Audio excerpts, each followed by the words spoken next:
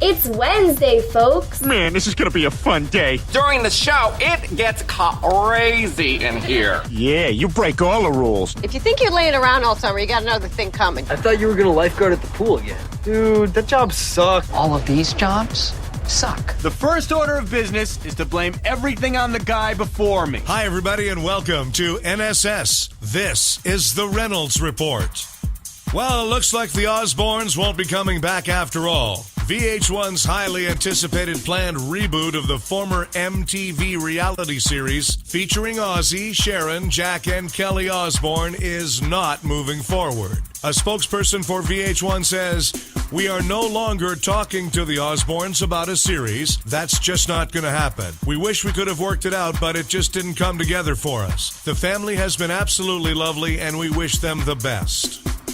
Apple is pitching the new Apple Watch as a time saver, a fitness companion, and a stylish fashion accessory. But it could also be a pretty great office prank tool if the makers of the Fart Watch app had their way. Essentially, the app turns the Apple Watch and a paired-up iPhone into a whoopee cushion for the 21st century. Place the iPhone near your intended target, wait for the opportune moment, then tap the Apple Watch app to release fake flatulence at will. But unfortunately for the Fart Watch developers, Apple doesn't seem to have a sense of humor about this thing. The app has been rejected from the Apple Watch App Store. Apple told the creators that, quote, "We noticed that your Apple Watch app is primarily a fart app. We do not accept fart apps on Apple Watch," unquote. Evidently, the change occurred after Apple raised the minimum age of the board of directors to 13. Diane Sawyer's highly anticipated exclusive interview with Bruce Jenner on ABC captivated America on Friday as the network dominated prime time with this special edition of 2020. Overall, ABC was tops among total viewers with 14.5 million viewers during the 2020 special. Apparently, it was Kanye West who had an epiphany and then changed Kim Kardashian's mind about Bruce Jenner's sex change. Of course, prior to this, Kim thought Epiphany was a jewelry store. A new study claims the happiest country in the world is Switzerland. When asked why they're so happy, Swiss people actually couldn't answer because their hands were counting money and their mouths were full of chocolate.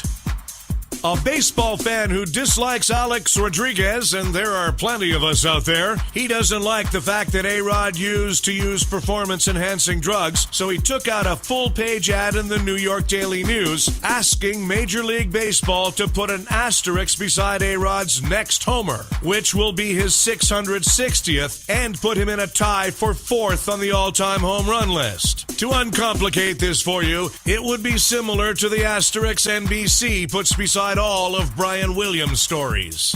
Recent bad weather across America has produced hail the size of softballs. It damaged almost as many cars as one of those Fast and Furious movies. An American teenager has set a new world record for solving Rubiks Cube at 5.25 seconds. It would have been even faster, but he was texting while he was doing it. Dr. Oz defended himself from critics last week by saying that his television program is not a medical show. It's just that he didn't think anyone would want to watch a show called Mr. Oz. There are reports that Leonardo DiCaprio has joined Tinder. He says the app works almost as well as his old method, walking up to any woman and saying, "Hi, I'm Leonardo DiCaprio." In England, a 102-year-old man and a 91-year-old woman are set to get married and become the world's oldest newlyweds ever. It's the only wedding where if the groom gets cold feet, they check his pulse. And the NFL has hired its first female referee. Her name is Sarah Thomas. It's a great deal for the NFL. She makes just as many bad calls as male referees, but works for only 77 cents on the dollar.